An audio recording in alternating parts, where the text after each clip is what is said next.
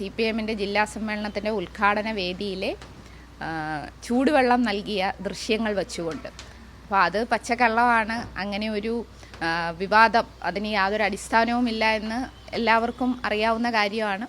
പക്ഷേ അത് വീണ്ടും വീണ്ടും ഇങ്ങനെ പലതരത്തിൽ പ്രചരിപ്പിച്ചുകൊണ്ടിരിക്കുന്നു. അപ്പോൾ അത് ദൗർഭാഗ്യകരമാണ്. അത്തരം പ്രവർത്തനങ്ങൾ നമ്മുടെ സമൂഹത്തിൽ ഉയർത്തിക്കൊണ്ട് വരുന്നതിന് പിന്നിൽ വളരെ അച്ചടക്കത്തോടു കൂടി നടക്കുന്ന ജില്ലാ സമ്മേളനത്തിൻ്റെ നേട്ടങ്ങളെ താഴ്ത്തി കാണിക്കാൻ വേണ്ടിയുള്ള പരിശ്രമത്തിൻ്റെ ഭാഗമായിട്ടാണ്. പാർട്ടിക്ക് നേരെയുള്ള അക്രമത്തിൻ്റെ തുടർച്ചയാണ് ഈ നടന്നുകൊണ്ടിരിക്കുന്ന വിവാദങ്ങളും പ്രചരണങ്ങളുമെല്ലാം.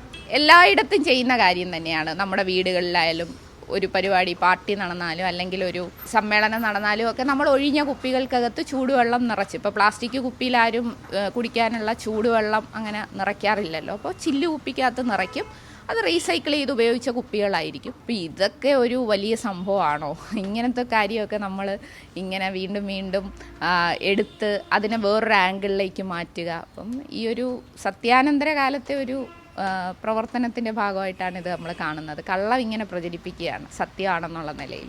ചൂടുവെള്ളം ഇങ്ങനെ വേദിയിലേക്ക് കൊണ്ടുവന്നൊരു ദൃശ്യം അതെടുത്ത് ഇങ്ങനെ ദുരുപയോഗം ചെയ്യുക എന്ന് പറയുന്നത് അക്ഷരാർത്ഥത്തിൽ ദുഃഖകരമാണ്. അപ്പോൾ നിയമപരമായ നടപടികളിലേക്ക് പാർട്ടിയുമായി ആലോചിച്ച് മുമ്പോട്ട് പോകും.